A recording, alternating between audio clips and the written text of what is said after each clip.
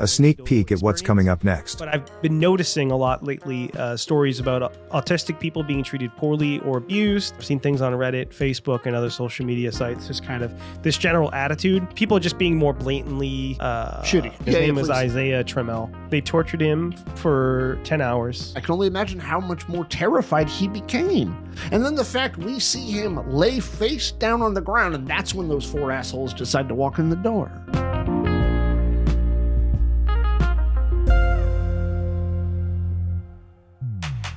Get ready for peak autism infotainment. Thrilling topics, amazing guests, great laughs, and autism.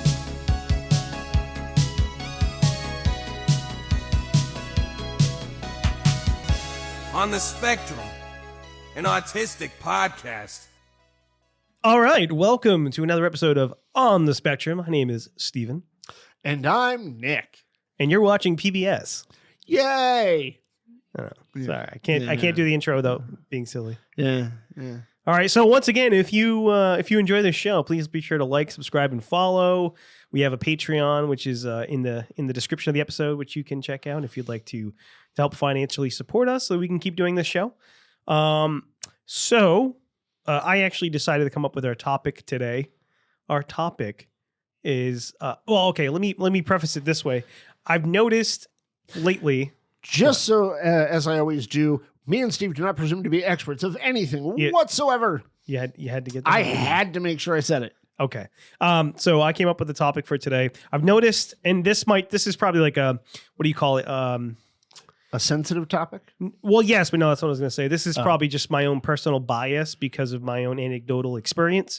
But I've been noticing a lot lately stories about autistic people being treated poorly or abused.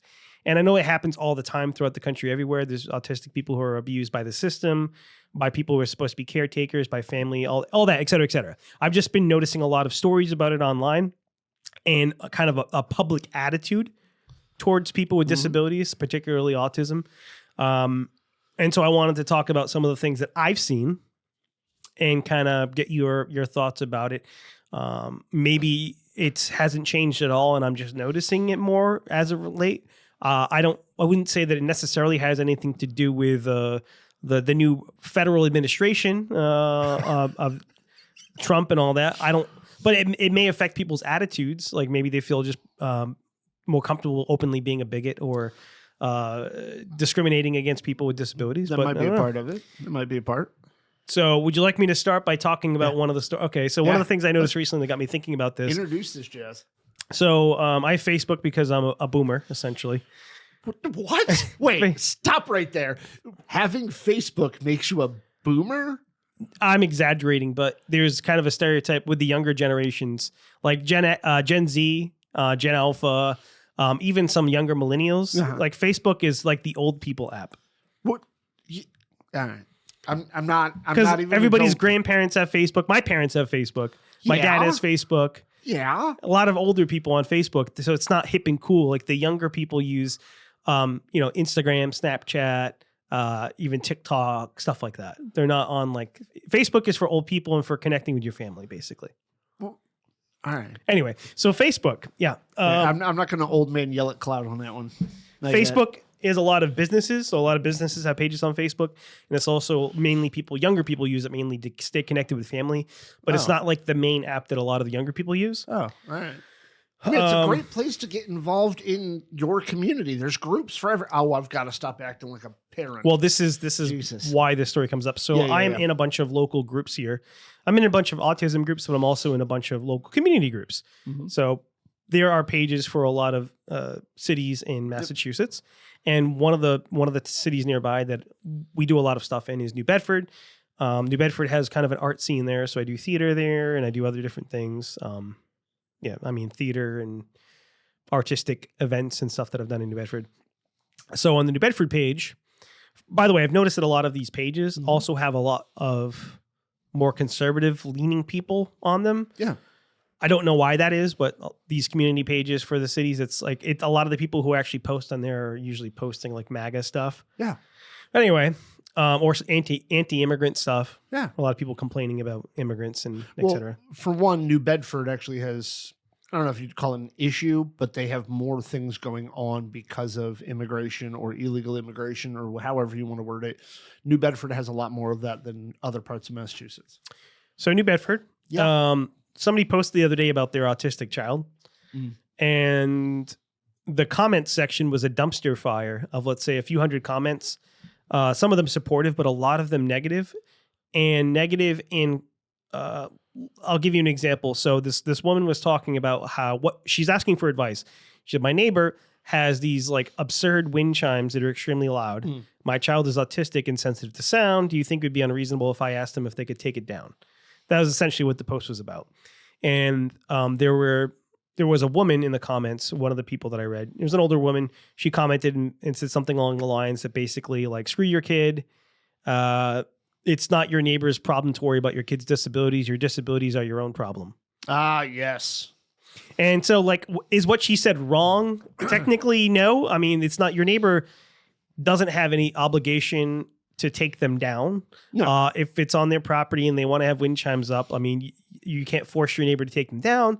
But I feel like at the same time, you know, the decent thing would be like, if I was a neighbor to this person and they said, hey, your wind chimes are bothering my child, I'd probably just take them down to be a decent fucking human being. Right. Like, do I have to? Can they force me to? No. Well, But the decent thing to do would be to take them down if they're bothering this child. so in that same post, she did say that she can hear the wind chimes through her doors, through her walls, okay, even with her windows and doors closed. That sounds like a rather loud wind chime. Like, that sounds like it's one of those big-ass stupid ones. I made a joke, and so my comment was just to steal him. Yeah, yeah. I said steal him at night or something like that, but I was obviously kidding. I'm not saying she'd actually steal him, but I said that as kind of a cheeky reaction. But somebody responded to me and said, "Oh, well, then if it was me, I would just call the cops on you for stealing him." And I'm like, I don't think much is going to happen unless they're like $600 wind chimes. Yeah. But then the woman who commented and said apparently they weren't even real wind chimes, because what she responded to me, because I was joking about them getting stolen. Yeah. They were made, I think they were like custom made out of like tin cans or something. Oh shit. So it was like, there's something that are very, apparently like they're not even like, it's not some fancy designer wind chimes or like some redneck. Right. Some artsy piece.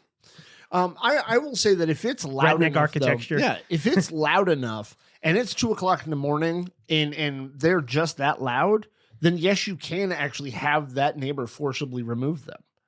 I don't know what the legal noise ordinance is.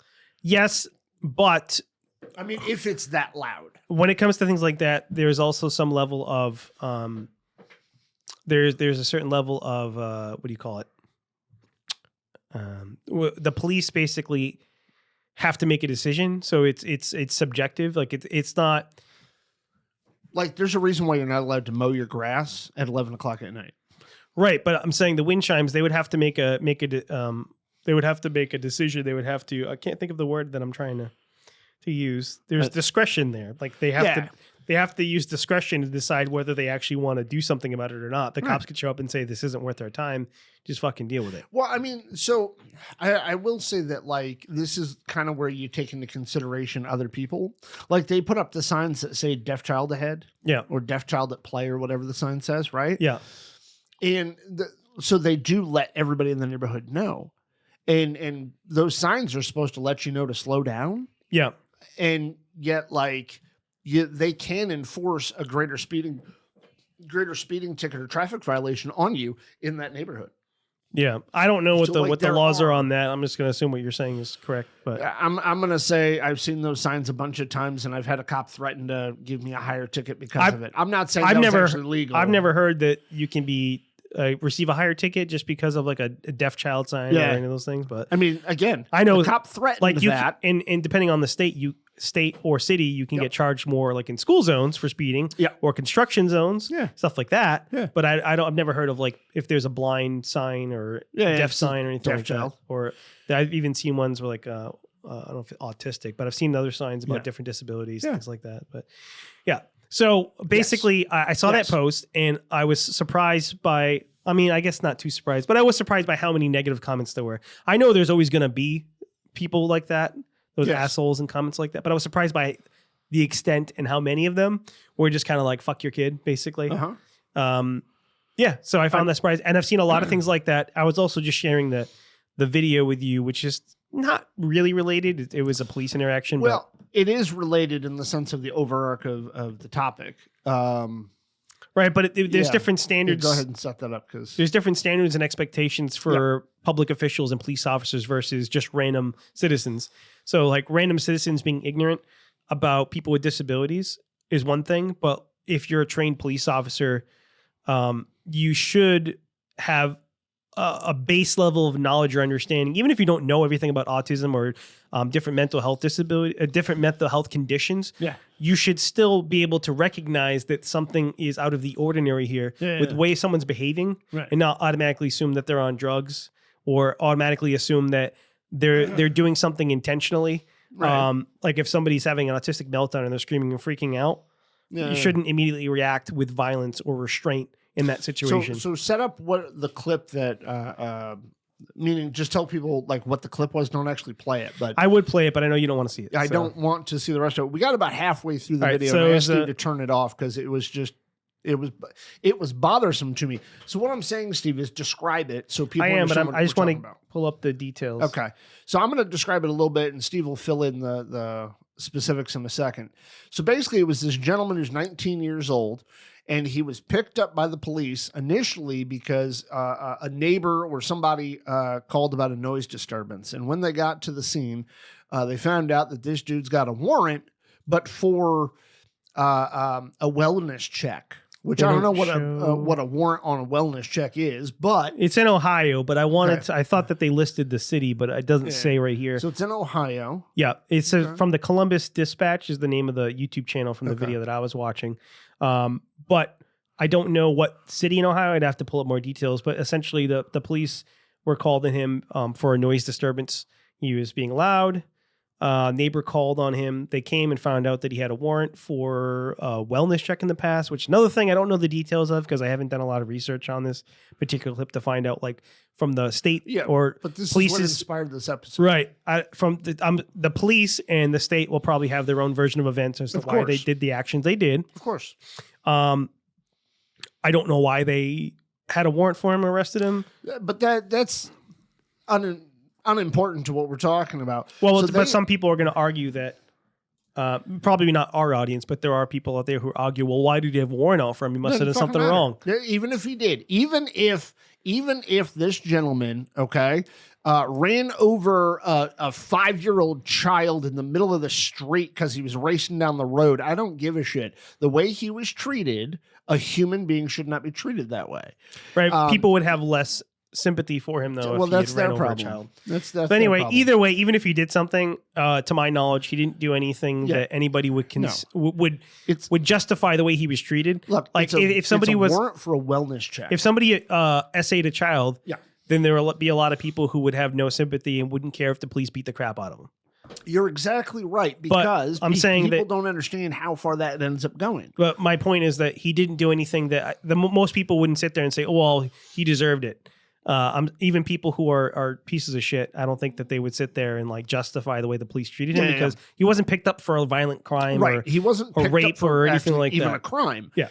So they end up stripping him naked, put him in just a piece of cloth looking thing like a Johnny or something like that, and they leave him in a cement room, screaming, yelling, punching, kicking, and banging his head on the goddamn door to the thing. And he's saying to them, just let me make a phone call. Let me get my meds. And he keeps repeating this over and over again. And then the cops are just yelling at him. And they're doing exactly what cops do. Okay, which is big badge little dick behavior. They yell and scream at him, and they told him he needs to comply because they feel powerful with their piece of tin on their chest. Now, I'm not against all cops, and I'm not against police officers in general, but I am against officers who get into the line of duty to be big dick assholes. If you have a power trip, you should not be allowed to be a cop.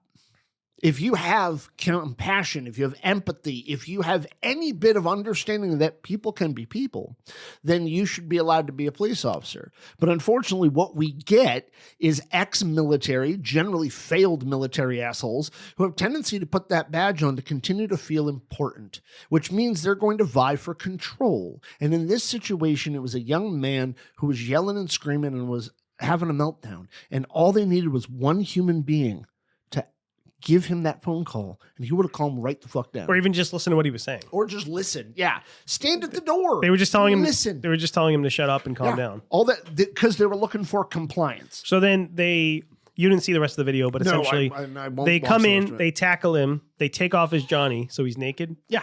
Yeah. They That sounds productive. They strap him to a chair so Yeah. he can't move and hurt himself. But at this point, he's already smacked his head into a Right. concrete wall a bunch of times. He has a huge hematoma on the side of his head. You can see in the video. Uh-huh. They put him in another room, the room that he was crying that he didn't want to go in. Yes. They lock him in there for 10 Uh-huh. hours, and then he died while in there because he didn't receive medical treatment. So all four of the officers that I saw rush into that room, for one, they should all be stripped of their jobs because they did not do their jobs correctly. In any situation, they did not actually do their jobs. And when this kid, because the kid is laying on the ground, he's laying face down on the ground, and all four of these guys rush in to grab at him. Fucking morons. And then he starts to struggle because he's being held down by four grown-ass men. But they continue to hold him down as if he's aggressing at them because they're too stupid to understand that dude is frightened. And just we can put this out here because I want to make sure that we mention his name. His name is please. Isaiah Trammell. I don't know if I'm pronouncing his last name right. Trammell. I don't know. But Isaiah Trammell from Ohio. And this happened, They said tortured 8 months him. ago? They tortured him for 10 hours. And he should have received medical treatment. Well, it's clear in the video that he has a huge lump on his head from where he smacked his head into the wall, and they didn't give him any sort of medical treatment. And he passed away from bleeding in his brain. Jesus Christ. Because all of them were too stupid to understand that he needed fucking help. Yeah. They brought him to, by the time they brought him to the hospital, he was already pretty much brain dead. Yeah, of course. Because they didn't want to do shit. Because instead of being trained to de-escalate a situation or even evaluate a situation for what it is, they assumed he just was non-compliant because he didn't want to listen. Yeah. Fuck you. All four of you As should someone lose your badges. who's seen the whole Actually, video, all four of you should go to fucking jail. That's what. as all someone four of who you watched deserve. the whole video, it is disturbing, but I would recommend if that you can stomach it, you should watch it and leave some comments or do something if you want to donate to the family or anything like that. But I just heard about it recently. I didn't hear about it when it happened. This was happened apparently 6 to 8 months ago. But it got me thinking, seeing that. I've seen other videos in the past where autistic people have been murdered by police because the police didn't understand how to deal with them or what was going on. Well, so there they was that treat them samurai as, sword kid a while back. yeah. I was thinking of one. There was a guy somewhere in I don't know if it was Louisiana or Florida, somewhere in the southeast. It was a guy, and he was trying to explain to the cops that he was autistic, and he was having a meltdown, and they ended up tackling him, and he died. Of course. From they put him on the ground, and I think he suffocated to death because they were on top of him. Yeah, and yet another cop who didn't go to fucking jail for hurting somebody. Look, we talked about this in the car, and it wasn't until I watched the video right before we started recording that I got a little heated about this. And I am heated about this. And one of the reasons why I'm heated about it is because I got my own kids who are autistic. But also, think about if me and Steve were younger, this could have likely been us too if we were set off in the wrong way. And I know there are people who are saying, well, dude just needed to control himself. But those cops should have controlled themselves. And so I couldn't finish watching the video because I couldn't watch this kid get abused any further. Because it also reminds me of working at the group home, and I had people around me who had disabilities that no cop would fucking be able to deal with. And I was on an outing once with some people. We were at Gillette Stadium. They would whip out the taser and fucking we were at Gillette Stadium for what was it? What do they call it? Spring training. And one of the people I was with walked up to a police officer to ask a question. And dude said, you should probably try to find somebody who can understand you. Now, me being me and kind of being the moron that I am, I walked right up to him and said, why can you not understand English? Shouldn't that be a prerequisite to have a gun on your waist? And the officer said, you got a lot of attitude. I could detain you right now. And I said, I haven't broken the law. I didn't insult you. I didn't call you names. Oh, you can actually, though. I know. You can. First Amendment. But I didn't. The First Amendment. Yeah. And this is not just something that's theoretical. This has actually been upheld by the courts. Yeah. You can say whatever you want to a police officer unless you're like threatening violence against them. But you can say, fuck you. You can flip them off. You can tell them they're a piece of shit. They have no right to retaliate because it's protected First Amendment speech. Yes. In fact, anybody who's a public official is not safe from criticism. You're allowed to criticize. You're allowed to criticize any of your federal officials, any state officials, local. You can criticize the mayor. You can criticize police. You can criticize firefighters. You can say whatever you want. Yeah, it's what the First Amendment's for. As long as you're not threatening violence or anything. Yeah. So it was just the way, because the person I was with had a disability, and I won't name what the disability was. And it wasn't hard to understand the person while they're talking because they spoke English, God damn it. But this police officer didn't want to bother himself, step away from talking to another officer, which the other officer told me I need to be respectful. And I said, why?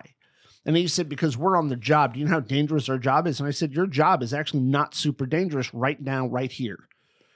You got a shit ton of people around you, and there's no violence going on, guy. And you're an employee. That's it. You're doing a job. Just like me, I'm on the clock right now. So maybe you should also have respect for me. And he said, well, my job, I don't care what hierarchy you believe in. Sorry, I get real heated when people disrespect folks with disabilities. What also bothers me about this video is if any of those police officers, not only in the video, but just in general, if police officers were actually taught de-escalation, not taught de-escalation for specific circumstances that are fucking really high-end emotional, but like real de-escalation skills, we're actually taught how to deal with people who have emotions, a lot of these situations wouldn't happen. In fact, a lot of the abuse that cops do wouldn't happen. If I don't know if traditional de-escalation techniques would work with somebody having a meltdown, though, because they're not. So before it got to the point of where we saw him in the video, yeah, somebody could have employed some kind possibly, but from the point from where we're we're watching, once somebody's freaking out, or maybe they found him and he was already freaking out when they got him. I think that it would be hard for a lot of those traditional techniques to work in that situation.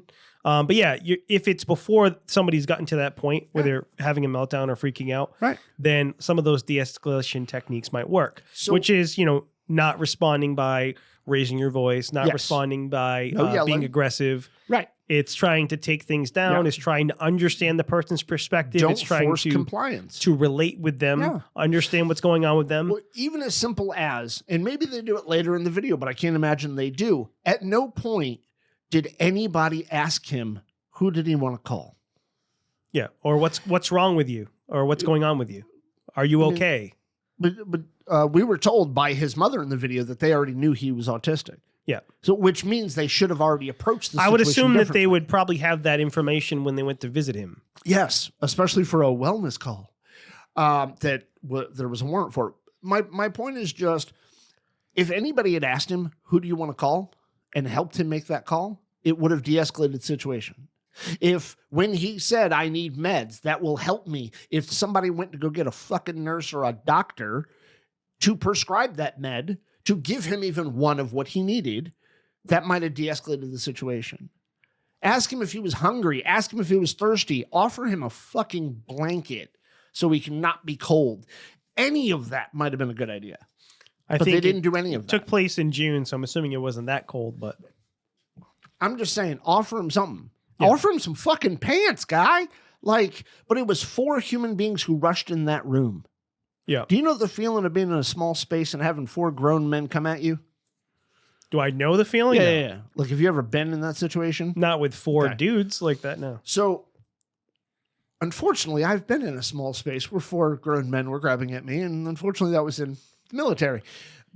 Very different situation. I was not held against my will or any of that kind of shit, and they weren't trying to hurt me, but it's still an intimidating thing to have a small doorway with a bunch of people rushing in at you.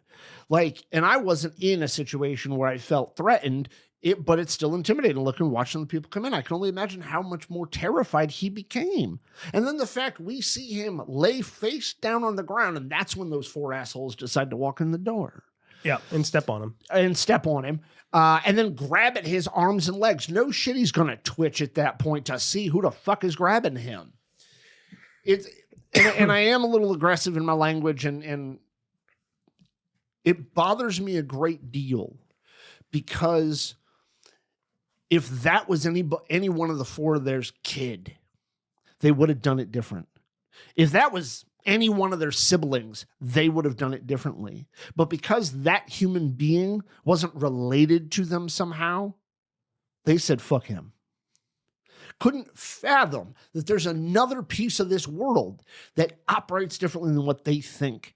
I mean, you are not highly trained as a police officer. I think in their mind, he's just a problem or a nuisance. Right. And that's just it. It's a problem you have to deal with. Well, one of those officers was a rather chunky bitch. Maybe your ass should eat less and write more and learn how to write paperwork more instead of being so goddamn lazy. And to any officer who's hearing this, which I can't imagine anybody who's a police officer listens to this show, but if you are a police officer and you're listening, I'm probably not talking about you, but I might be, but I'm most likely not. There's a lot of things that police officers and military need to be trained on. And I know this is kind of a sensitive subject right now because of some of the issues in our government going on and some of the shakeup with Secretary of Defense and some of the bullshit he said. But both our military and police officers and fire, first responders, all of them need to be trained better. The U.S. Marshals, FBI, CIA, everybody needs to be trained better. And for anybody who says they're highly trained, no, they're fucking not. And how do I know they're not highly fucking trained? Because the amount of fucking mistakes they make. And you can look shit up. Like, all of these agencies make a lot of mistakes, and it has to do with the fact that they treated somebody as less than a human being. Sorry, I just grandstanded for a moment. I'm sorry. Okay. I'm just really heated about it because, like, I'm seeing my son in that position, and my son wouldn't have known what to say either. Because also, it should not be his job to know the appropriate thing to fucking tell 4 fucking police officers. Yeah. They should know. Well, even like I was saying before, even if the cops are, if a police officer is not fully trained on recognizing autism or recognizing different mental health conditions, they should be able to understand that, hey, there's something going on with this person that is different from how other people might behave. Or there's something going on there. Like, you should be able to recognize some signs of something. They did recognize that something was different, but they immediately assumed the negative, the worst about it. They assumed it was somebody who didn't want to listen, opposed to it is a difference. They recognized the fact that there was something different about this human being, but they treated him as if he had to do whatever they said just because they wanted to swing around. You know what I mean? Swing around. I mean, in that room, he wasn't hurting anybody besides himself. But that's just it. He was hurting himself. I know, but I'm saying, like, he's not a threat. He's the threat to himself. But I'm saying the cops, which is just as bad. Him screaming in there, like, I'm saying he wasn't a threat to the police officers. What?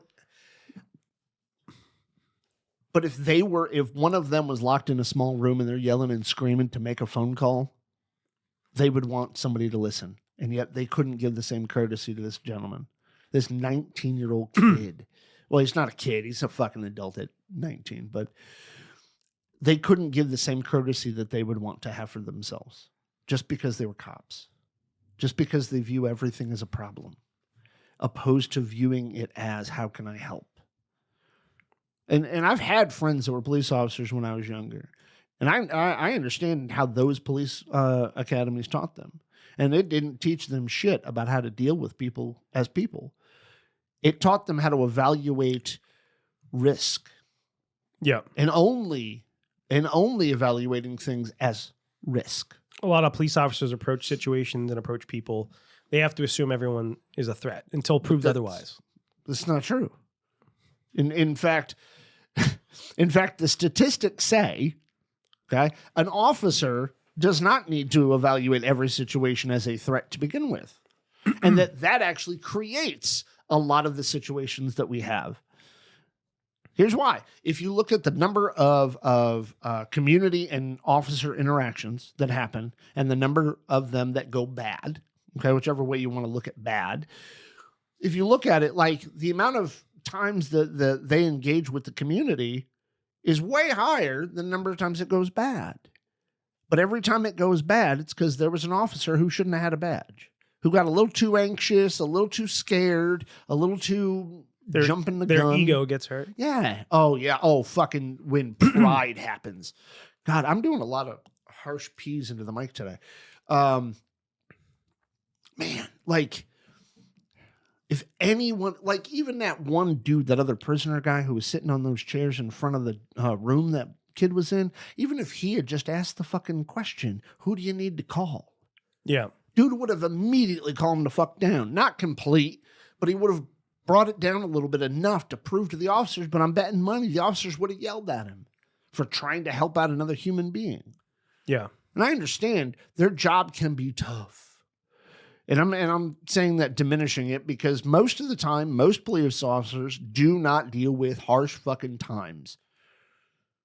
And I mean that. Like there's plenty of evidence to support that most officers it probably depends show up to where, work and go home the same day with little to no major issues. I think that probably would depend on where they're located. Yeah, And absolutely. around this part of the country and like a lot of the smaller towns and smaller cities, is probably not that much that they have to worry about. Yeah. But if you're working, in Chicago, Detroit, New York, Sure. Baltimore, Sure. places like that, it's probably more dangerous. Sure, To be a cop. major city, absolutely. Sure. But I'm betting there's also, neighborhoods that they patrol where it's not as big of a deal. Yeah. But they still walk into every scenario thinking the worst is going to happen. And that's a horrible way to walk into a scenario because that means you're going to evaluate everybody's tone of their voice as aggressive. So have you noticed that the public, the general public, has been more kind of standoffish against people with disabilities? Standoffish? Yeah, or more just kind of the attitude seems to be more selfish and less community focused, less focused on the needs and I'm not going to say more because I've been seeing posts and I've been interacting on social media with people for quite a few number of years that like it's always been pretty much the same level of bullshit. I think there has been a greater visibility to all of that stuff now. I think for 4 or 5 years prior to 2025, there was a concerted effort to limit down hate speech. And there was a concerted effort to make people have to use more euphemistic language about shit. And I think, and then recently, a couple of social media outlets have changed their policies about what wording and what language can be used, as well as people are more emboldened to be shitty. So I think in general, people as a whole, not one group or another, I think as a whole, people are becoming more interest focused, let's call it. So whatever their community is or whatever they identify as, they're all supportive for that. And then they're shitty to whatever group happens to be the other side. I think that a lot of the people who are saying these nasty things would be the first to ask others for help as soon as something bad happened to them or their family, or if they were disabled somehow. Or Sure. But then they would understand firsthand what it's like, and then they would change their opinion. Sure. I mean, I think part of the problem, and we talked to Clinton Bowman about this too, when we interviewed him last year at some point. Anyway, time frame is never my strong suit. Anyway, when we talked to Clinton, we talked about this too, that really the only way we're going to get better and the only way we're all going to come to terms with things when it comes to a lot of the ists and a lot of the isms and a lot of the discriminatory and prejudicial language. Yeah, all that jazz. The only way we're going to come to terms with that is when people start learning from each other. And I think in this regard, talking about disabilities, I think far too often people say, if you're not part of the disability community, then you need to shut up and listen to those who are disabled. And I think that in itself becomes problematic for things because people don't come to an understanding when you tell them to shut up. People come to an understanding when they're able to ask ignorant shit. It's not providing I'm a saying welcoming, this in general. not providing a welcoming environment. Right. So instead you're excluding people when you should be including people. So yeah, I mean, On a grander what you're scale. saying is that it's hard to win over hearts and minds if you're confrontational. Yeah, pretty much. I can relate it to other things that are going on. But I social also media I have too. sympathy for people who just don't want to deal with the bullshit. For What people, bullshit? so I'm saying I understand why people who, let's say you're somebody who's autistic and Yeah. you're involved in some of these communities online, or you're an activist, etc. You might not have a lot of patience for some of the ignorance. Absolutely. So I can some of understand that being ignorance- frustrated and not being able to handle people's level of ignorance. Some people can handle it better. But some of that ignorance is created because of the elitist community. Right. But mindset. you are somebody who the can pushing out of things. you are somebody who could probably deal with people asking ignorant shit or being ignorant better than other people who might not be able to handle it because they might not have the emotional or mental energy to deal with that. Then they also don't have the emotional and mental energy to fight for their community. And I'm making that as a blanket statement. It's kind of like when we talk. I brought up Daryl Davis a million times. Yeah. And the stuff he does. I wouldn't expect most Black Americans to do what he does. No, I don't expect that either. But he's also specifically putting himself in a dangerous situation. But what I would expect, though, is for somebody like him to be held up in a higher regard than some of the rappers that exist out there, than some of the movie stars that exist out there. Because Daryl Davis is actually doing something. He's actually doing something to not just learn about people from his own standpoint, but allow them to learn who he is. Yeah. And to dispel some of their ignorance. But he's not doing it by browbeating them and telling them they're wrong. And telling them that their entire existence is wrong. Instead, he just says, "Hi, I'm Daryl Davis." Yeah. Like, I love his approach because, you sent me a clip of him, and it wasn't a very long clip, but he's just talking to this dude by a fire. Okay, very rednecky looking motherfucker, right? Beer belly. That's my finger on the table. Beer belly, a little bit of a scruff on him. He had a fucking Confederate flag hat and shit. Like, he couldn't have been any more stereotypical fucking racist. But and Daryl said, "Thanks for letting me come and hang out with you." And the guy said, "Well, no problem. I'm a God-fearing man." And he goes, "Okay, cool. What made you be okay with this?" He goes, "Because you hate people like me. You don't like people like me. What made you say yes?" And the guy said, "Because you were willing to come." That right there is amazing, right? Yeah. Just the fact that Daryl Davis was willing to show up is what prompted this guy to say, "You know what? Let me spend 5 seconds with this guy." Now, would that interaction happen the same way no matter who it was? No. I mean, the two of them, just have found a connection somehow, right? Is that Right. always But he's done that with No. many people. Yeah, but he's done it a lot. But my point is that a lot of people in our community, a lot of us have trauma and we Yes. have emotional and mental health issues. Right.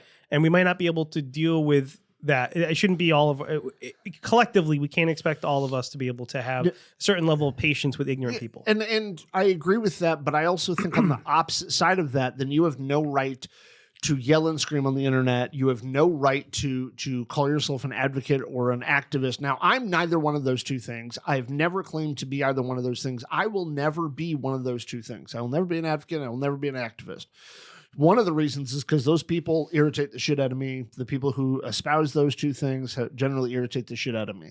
Because I think those two groups of people, even though we have made friends who call themselves that, and I like them as human beings, but those two types of people have tendency, in my opinion, to exclude people far more than include people. And I understand they're fighting for their community, whichever one of the communities you want to talk about. But they talk about wanting people to accept them in society, but then they're excluding a group of people who they call the enemy, the group of people who they say are causing all the problems. Well, until that group starts to join and starts to understand you, change ain't going to happen. Like, I could be wrong on this belief. I've always carried the belief that until people on all sides of an equation come together, change can't happen. Real change doesn't happen unless people on all sides of an equation come together.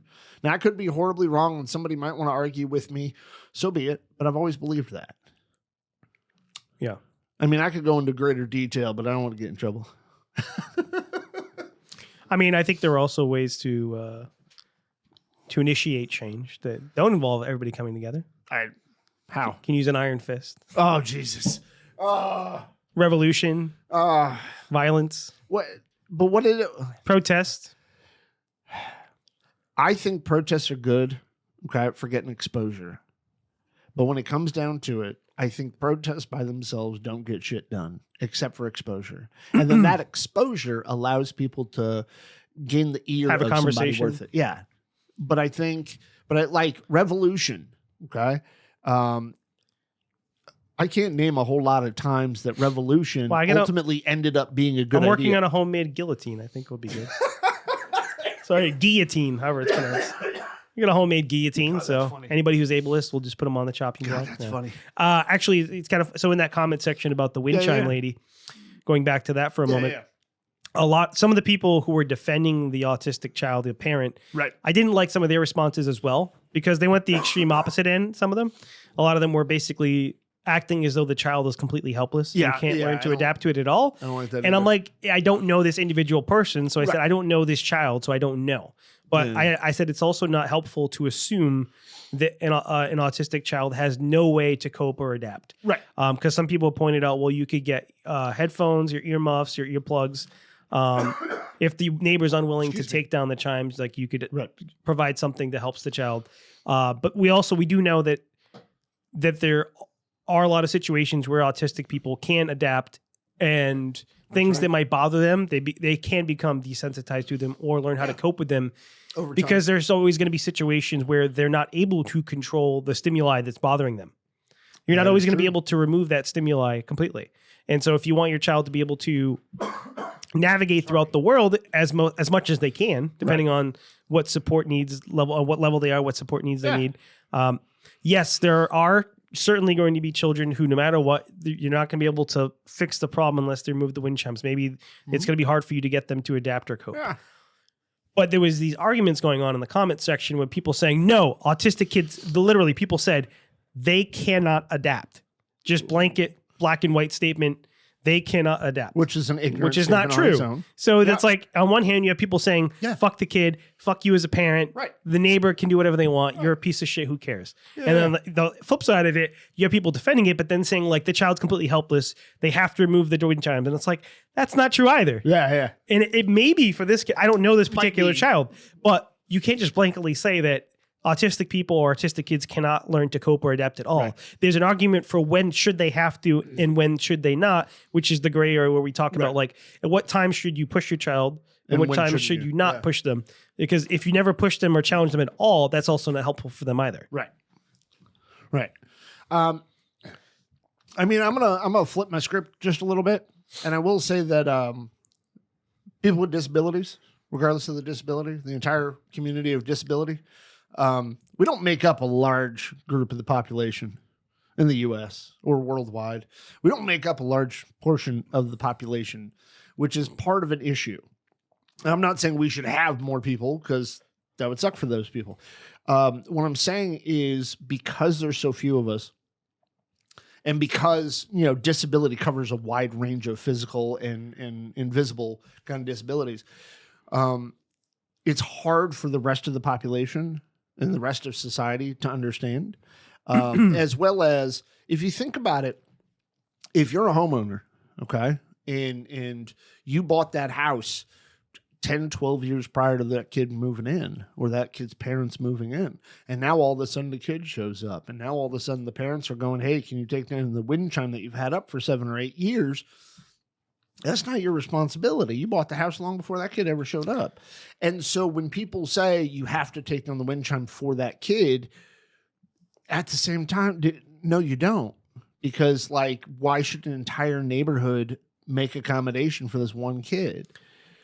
I would both say sides of that because I would say that I wouldn't say that we're not a large part of the population. I would say that we're a large minority.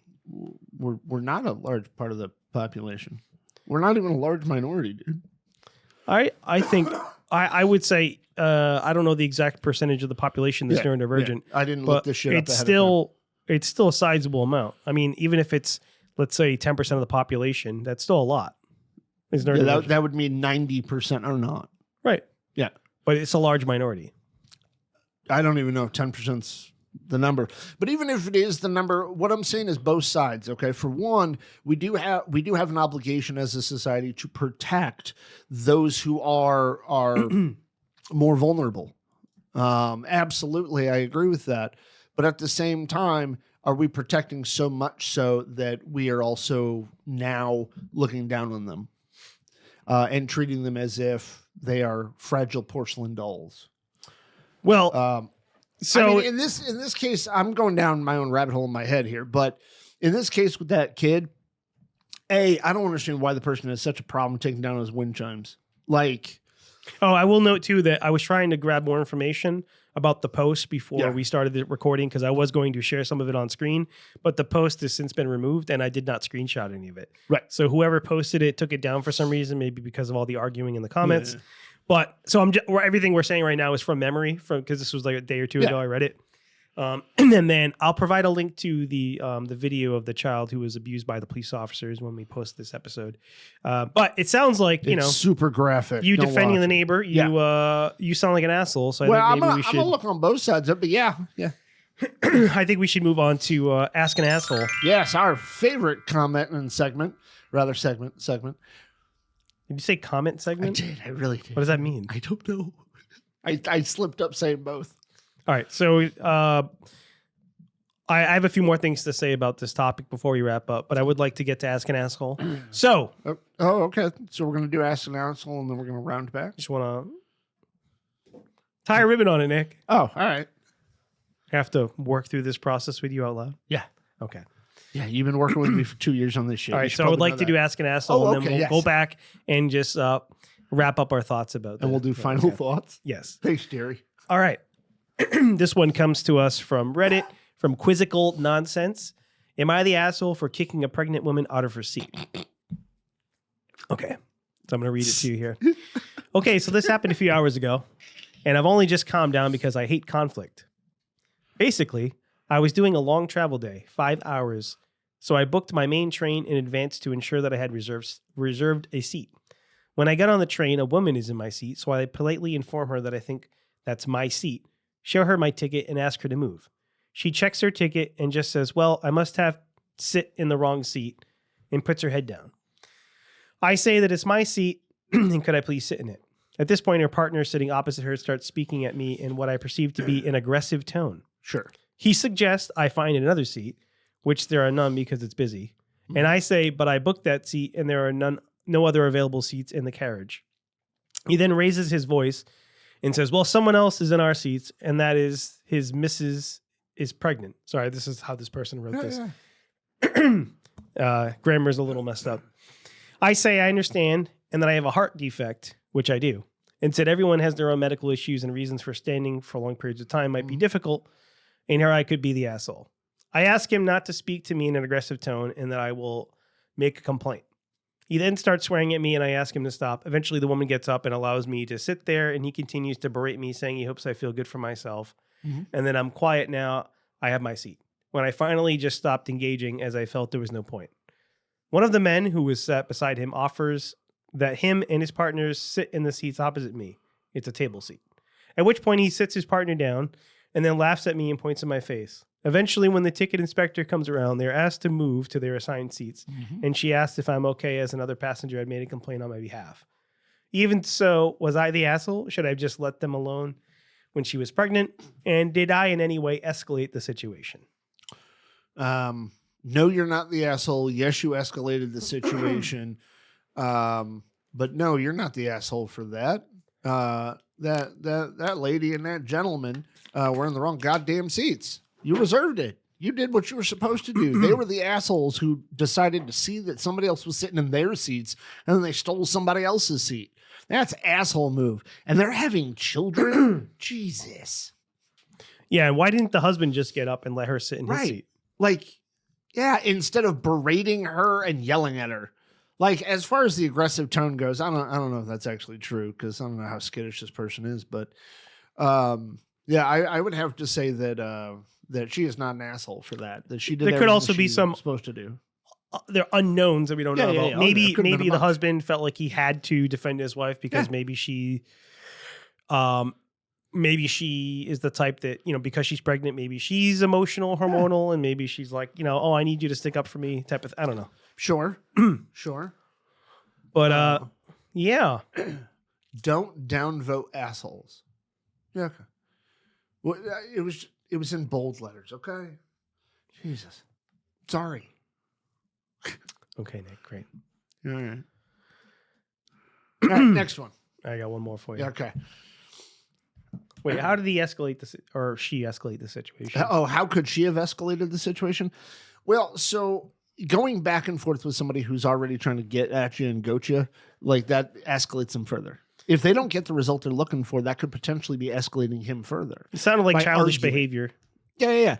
But like if he tries to get aggressive to try to control the situation or intimidate her, if she responds back, asserting herself, that's combative and well, it's an affront, and he might respond even more so and double down on his aggression, and that's just escalating things further. Now, that doesn't mean she should have backed down. I'm just saying that it inadvertently escalates things. I will say that I hate when I go to anything that has assigned seating and nobody sits where they're supposed to. Yes, I fucking hate that a great deal. Like movie theaters, I don't go to the movies very often, but sometimes you have to pick your seats in advance. You go to the theater, and then I always find someone sitting in my seats, and I'm like, this is my seat. Yeah. And then they always give you a fucking attitude when you ask them to move. Yeah. It's like, well, just sit where you're supposed to. Why are you fucking getting mad at me? You're not in the right seat. When I went to Kingdom of the Planet of the Apes, I walked into the theater, and there's somebody sitting in the 2 seats that I had reserved, and I said, "Excuse me, you're in our seats," and they said, "Yeah, but I really like these seats, and somebody had already gotten them." And I said, "Yeah, I'm the guy who already picked those seats." "Yeah, but I really want to sit here." "I don't care. I need you to move." And the gentleman goes, "Is it that much of a problem to ask you to sit behind us?" And I said, "Yes, because that is not the seat I picked. I need to sit in the seat I picked." That rigid thinking from an episode or 2 ago. And they were like, "Is it really that big of a deal to you?" And I said, Is it that big of a deal that you can't move? Right, like You could turn that same yes. logic back on them. Yeah, I just said, yes, I picked this seat. I'm going to sit in this seat. If you don't think it's a big deal for me to move, then it shouldn't be a big deal for you to move. So what they did was they moved directly behind us, and they just started talking as the movie started. So the person I was with went to get the manager and actually asked the manager to come in. And the whole time they were gone, the 2 of them were just talking behind me, tapping in the seat, throwing popcorn over. So basically they were ruining their own ability to watch the movie and trying to ruin mine at the same time. But then the manager came in and immediately kicked him out of the theater, which I was happy about. Sounds like you were a Karen. No, I'm just kidding. I didn't report him. I wasn't going to. I was going to. All right, we got one more, and then we got to yeah. wrap up. All right, Am I the asshole? This comes to us from Ghost in the Hall. Am I the asshole for buying household items and keeping them in my room? Yes, right. Just up front. Yes. Ever since I, 22 male, moved in with my roommate, 32 male, What? I've been the only one buying TP, trash bags, paper towels, hand soap, condiments, and basically everything considered communal in a roommate situation. I'm the only one who ever cleans, mops, sweeps, cleaning the tub, toilet, kitchen, and the dishes. But that's besides the point. I've had a bit of a financial tight spot and could only really afford rent, groceries, and my phone bill, and we ran out of toilet paper and trash bags for a week, and he never bought more. Don't ask me what I had to do. It was horrific, but I didn't have the cash to buy what we needed. There's no possible way he didn't notice, and the moment I could, I bought more toilet paper but couldn't get trash bags, and so he just kept adding to an overflowing trash can and letting stuff fall onto the floor. I am now out of that spot, and I bought what we fucking needed, but I'm genuinely considering taking the trash bags, TP, and paper towels out of the communal spaces and just keeping them in my room because I'm tired of being the only fucking person contributing to this household. He works from home. He's a streamer. And all he does all day is sit on the couch and get high and blast music and TikToks over his speaker and then play video games until 4 a.m. on YouTube or something. There's no excuse for him not cleaning or noticing we need stuff. Would I be the asshole if I started keeping the TP and trash bags and whatnot that I buy in my room? So, to begin with, you're the asshole for having a roommate who's 32 and streams all day. But, yeah, like straight up old man moment right there. So you're the asshole because you put yourself in that stupid ass position. If you are 32 years old and you're trying to make a living as a fucking streamer, you need to realize what we're podcasting. That's somehow different. Somehow. You're an elitist. You're a podcast elitist. You're so much better than those streamers. Yeah, fuck those kids. Not on like Twitch. that Hassan Piker and that Destiny guy. Hassan what? Hassan what? No, Dang it, Bobby. What's a Hassan? No, Hassan Piker is the largest political streamer in the world. Oh, it's politics. That's why I don't care. Yeah. He's a left wing political streamer, or I would call him more leftist because he's more like left center. More far left. Oh, okay. Yeah. From what most people would consider far left. So, anyway, here's what I'm gonna say: is this human being that you live with, they're not doing shit for you. So get out of the situation. If you're did they move out of the situation? No. Get out of that situation. And you might say, well, I can't afford it. Go live with mom and dad for a little while. You're 22. Go live with a buddy. But don't be living with a 32-year-old whose greatest aspiration is to smoke more pot. Like, don't do that. I would say I would actually disagree with you. I would say he's not the asshole. Because if which one? The guy who's the 22-year-old. Oh, no, I think he's an asshole for being in that situation. As far as hoarding that stuff, fuck no, I've done that in the past. I don't think he's an asshole for hoarding. I've been in that situation. With the hoarding? Well, I've been in a situation where I was the only one buying everything and cleaning everything. And it's not a fun situation to be in when you're, especially when the other person shows no sort of appreciation for it or doesn't try to help. I know this person, don't I? Probably. But like, they could at least try to help or at least show appreciation. Even showing some sort of appreciation goes a long way. But it sounds like from this situation that the guy seems to be oblivious. And when stuff happens, like if you're just letting the trash overflow and just not giving a shit. But there's also no other trash bags. That's a frustrating situation to be in where, let's say you're the one who's taking the trash out or doing the dishes, whatever, and then you stop doing it for a few days, either because you're tired or because you're just hoping the other person will do it. Either it doesn't matter what the motivation is, but you stop doing it, and then the other person just lets it pile up more. So then you're forced to do the dishes that you didn't do plus the new ones now. The new ones, Right. So I will say I've actually been on both sides of this equation because I've been the lazy fuck who didn't do shit while I had somebody else who was well-to-do and took care of shit. I gave them money, though. I will say that would be the difference is I did contribute to the funding of getting all those things. I just didn't do a whole lot of cleaning. So I will say I've been on both sides, but I still lean more towards the 22-year-old needs to not be in that situation, and he's an asshole for being in that situation. Like, how do you meet a 32-year-old whose greatest aspiration is fucking smoking pot? Oh, I would be petty. I would take the TP. I would get a little lock box, and I would put a lock on it. Oh God, that'd be good. I'd lock the TP and trash bags up in a little box, and then he would have to ask me for the key if he wanted some. That'd be awesome. You buy him for his birthday. Buy him a CVS gift card so you can go buy some fucking toilet paper. I would be petty in that. I would be petty in that situation. To your comment about like comparing us to that, dude. Like, we're not trying to stream video games and shit, and like. Jesus. I think he also should. We have day jobs. Like, we have real jobs to pay our bills as well. I also think that the 22-year-old should probably, for lack of a better term, to grow a pair. Yes. And actually talk to the guy about it. Say, hey, dude, what the fuck? Yeah, that should have been day motherfucking one. Say, hey, dude, I don't know if you've noticed, but I kind of do everything around here and I buy everything. Could you maybe contribute a little bit? Or at least, like, you don't have to be an asshole about it, but you can just say, hey, are you having financial problems or something? Like, I'm just wondering because I'm the one buying all this stuff and like, is there a reason why you don't contribute? Right. Because then now you're not coming at it in a combative way. When I was in that situation where I was the quote unquote 32-year-old there, the one not doing shit. When I was in that situation, my buddy walked downstairs because I was living in his basement. Yeah, I was a basement dweller. Anyway, so he walks downstairs. I mean, you basically are, even though you don't live in one now, but you fit the basement dweller motif. I do regularly. But he came downstairs and he said, look, man, you haven't taken out the garbage in 3 weeks. And I said, you mean the upstairs kitchen one? And he goes, yeah. And I was like, I don't use the kitchen ever, dude. Like, I barely even look at that garbage ever. Why would I take it out? He goes, well, when it's full, you should take it out. Like, again, I'm not up there doing it. But what do you want from me? And he goes, well, you should probably contribute more. And I said, what does that look like for you? And he goes, well, I'm a little tight on money. I said, okay, so you're tight on money. So that's what this is really about. How much do you need? And he goes, well, I bought groceries last week. And I said, okay, great. What's half of what you spent? And he told me, and I said, okay, great. And I handed it to him. And he goes, well, it's not just about money. I was like, yes, actually, this is completely about money. I don't use the garbage can upstairs. I don't look at the garbage can. I don't cook anything in that kitchen. I barely ever put anything in the fridge. Yeah.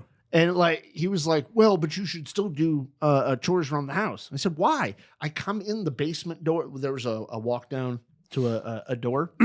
I was barely Sure it wasn't just a upstairs. Cave entrance? Yes, it was. It was was wooden sticks for a door. But I almost always use that door. So I was downstairs, and the basement floor, I was mopping. Just living like your ancestors, the Homo habilis. That's right. But I would always clean up downstairs because that was my area. Even though the washer and dryer was down there and other people used it, I still cleaned up everything downstairs. But ultimately, that really was his frustration, was just a matter of like... He was frustrated because money was tight, and he was taking it out on you. Right. Because he's looking around saying like, oh, this motherfucker doesn't help with anything, and I'm over here spending all money on groceries. Right. He asked why I don't sweep build up the living room upstairs. Resentment. Because I'm never in the living room upstairs. You get spiteful and resentful. Yeah. So there's that. Anyway, you wanted to round it back so we can have Jerry Springer last thoughts. Final thoughts. Before we wrap up for the day, circling back to the topic. So I wanted to talk, we focused mainly on the two examples that I gave you. Yeah. Which was the Facebook post about the chimes. There are several other posts I've seen. I've seen things on Reddit, Facebook, and other social media sites. Just kind of this general attitude where people are just being more blatantly shitty. Yeah. And I will say like I get for instance, when I was commenting on the person who was saying that autistic people cannot cope at all or cannot adapt. Yeah.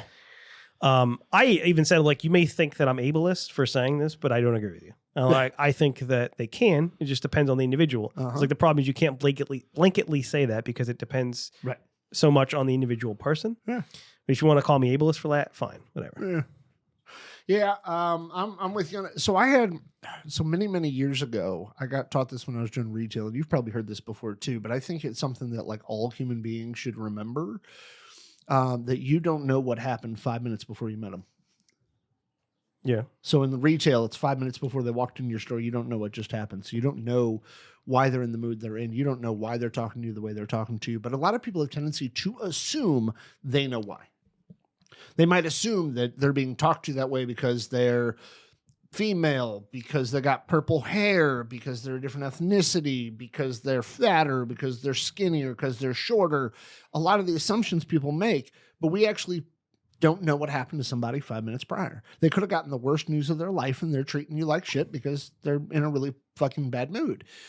My point behind that is I think every human being needs to take a second longer before they prejudge a situation, before they make assumptions and conclusions that may not be correct.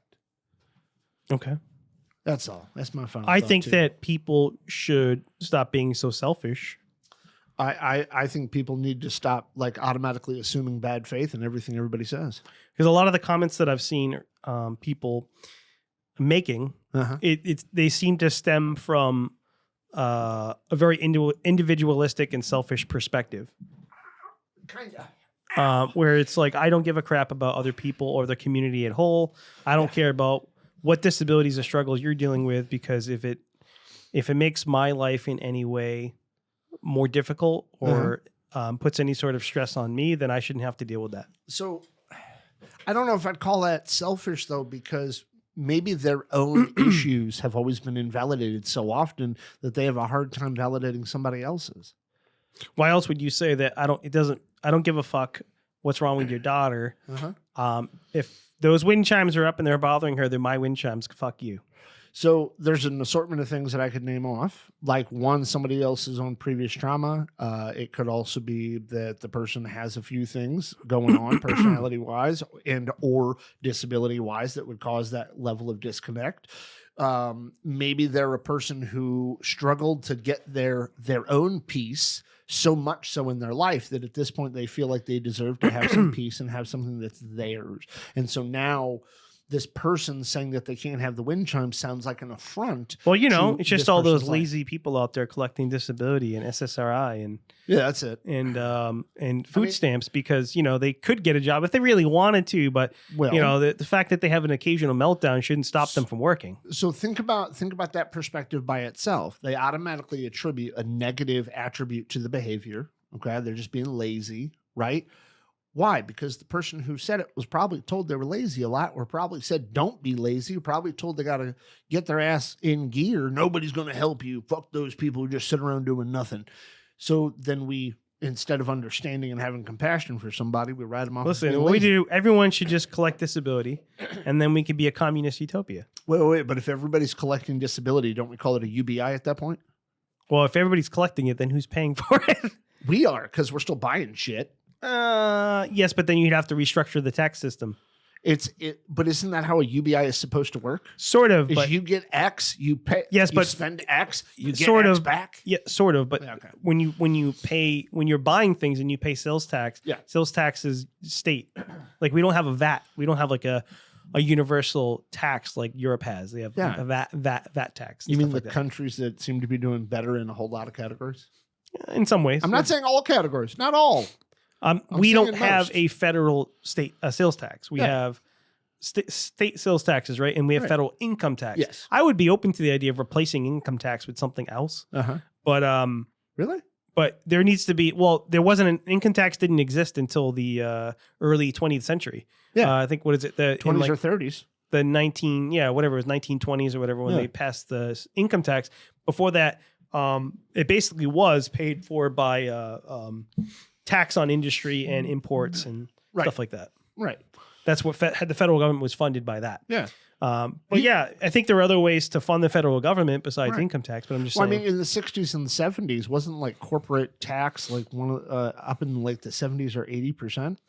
Sort of, but businesses never actually paid those amounts. No, I'm not because saying they there's- actually did. a lot of times when there's been higher tax rates, there's still like a lot of loopholes, or yeah. not, A lot of write-offs. People say loopholes, but it's basically just the way that the tax law is written and works. It's not really a loophole. Yeah, It's just it's not. there are deductions Yeah. and things that the tax law is written in a way Right. so you can take certain deductions, and there are Right. ways you can avoid paying more taxes. But it's all legal. It's not like you're scamming the system. not It's at just all. the Well, so that's actually. Ooh, we got to do an episode about that. By the way, the things people get wrong about America. well. That's why Like I was. American government and American. I don't want to go history. into like tax and Yeah, all yeah, stuff, but I- I was always not open right to now. the idea of Yeah.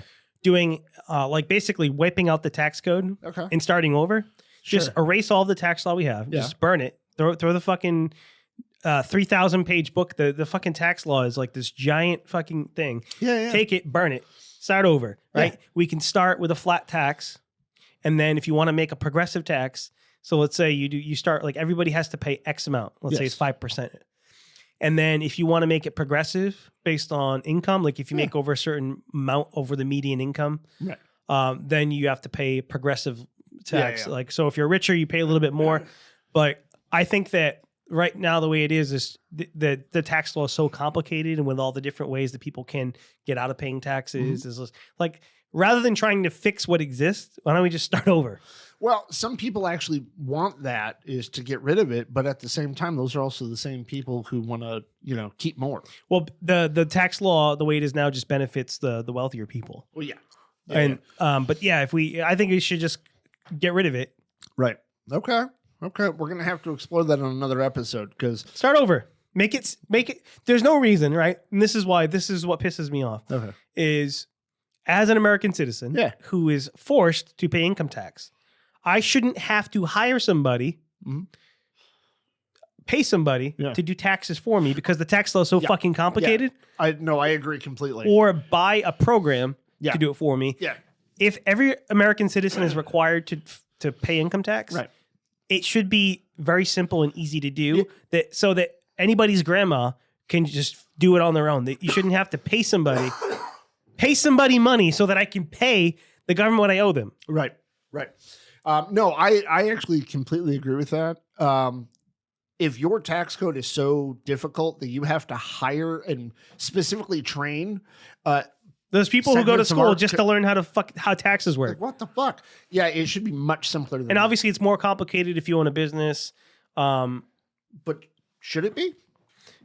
Maybe. Maybe not. I think that if you started fresh, you could, if you started out and make the tax code, we start very basic. Start out with like a flat tax or a very slight progressive income tax. Sure. And then when it comes to corporate tax and all that, same thing. We start out with just kind of a flat thing. Yeah. And then if you want to start adding in certain deductions or like, for instance, if a company is losing money, like there should be ways to pay less tax if you're not making money, stuff like that. Because a lot of the ways that businesses get out of paying taxes is if they have a net loss, right? Yeah.